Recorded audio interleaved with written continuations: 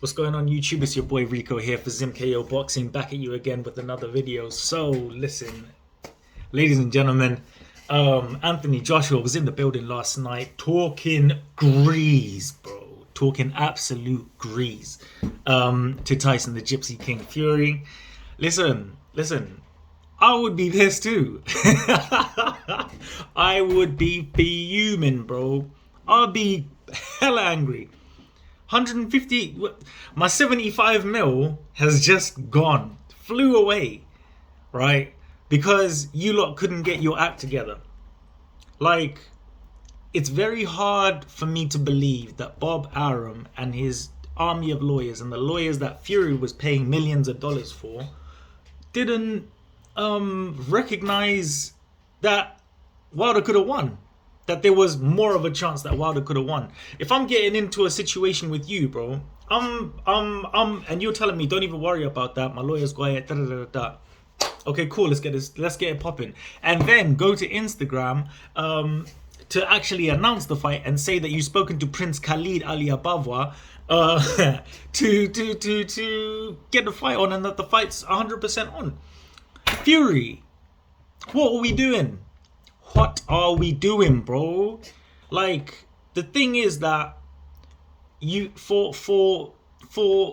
Fury fans, is how can you justify that? If Joshua did the same thing, I'll be saying the same thing to Joshua. Like, bro, you're a mug, bro. Like, how can you do that? You can't get into business knowing that that there's a higher percentage of you, a higher percentage chance of you losing the arbitration. And then still getting into business with me. I'm talking to princes, bro. I'm talking to Saudi princes. These men are like, we want the fight. Backed up the money, backed up everything in the contract. All for, this is one of the biggest fight unravelings I think I've ever seen. Because how can you get everything signed and still not fight?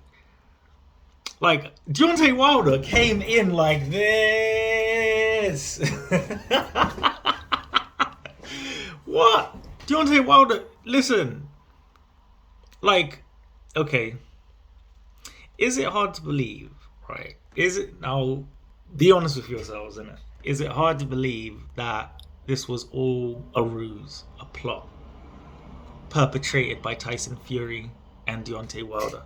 Or not even them, their camps. Because how do you pull a date and a venue out of your asshole just like that in the span of an hour? Well, yeah, the fight's dead. But we do have the date for Wilder. We have to fight. Like, and obviously Wilder saying, I'm not stepping aside. He stepped aside for 20 million, bro. Pay the man. Was tens of millions to hundreds of millions. Shout out my guy Complex, bro. Shout out you, bro. Okay? I'm not gonna lie, man. Usually, I'm not feeling what you're saying on the whole Wilder aspect of things. But, bro, you really done it, bro. Obviously, shout out the platform, the Boxing Bros. That was a great video. And, to be honest, I was hearing what Caden was saying. And what he was saying was right, but what Complex was saying was just facts. It was 100%. I was of the opinion that the arbitration and everything wouldn't go ahead, but we're not behind the closed doors. It almost seems as if there's a window to see into there, like the casual fan of, oh yeah, you know, now the contract signed, he's got the old like, bro, you don't know. We don't know anything. And I think that's one thing that this situation has taught everybody, is that we don't know shit, bro. Yeah. But as I said, it's not me being a fanboy of AJ or anything like that. But if you ask me who's consistent, Anthony Joshua. He says he's gonna fight you. He doesn't announce anything until it's 100%, and to him, he knows that the fights are gonna happen. You know, with Tyson Fury, this has happened like 3 or 4 times. He was supposed to fight Aja Kabayel. He was supposed to fight Vlad. He was supposed to, obviously, he was supposed to fight Wilder, but now he's going to fight Wilder. Do you know what I mean? There's no inconsistency with it, and and I like Tyson Fury a lot, man. I'm a fan of Tyson Fury, innit? I wasn't before when I first started watching boxing, but I'm a fan of his. I, I think his slickness and his movement is like poetry, bro. It is. Even the way that he was slapping Vlad with a jab and then turned it to a backhand when he was trying to close the distance.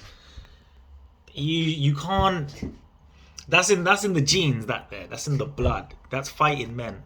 But this, when it comes to business and the actual negotiating tables and putting about your business out there, you're not doing it, bro.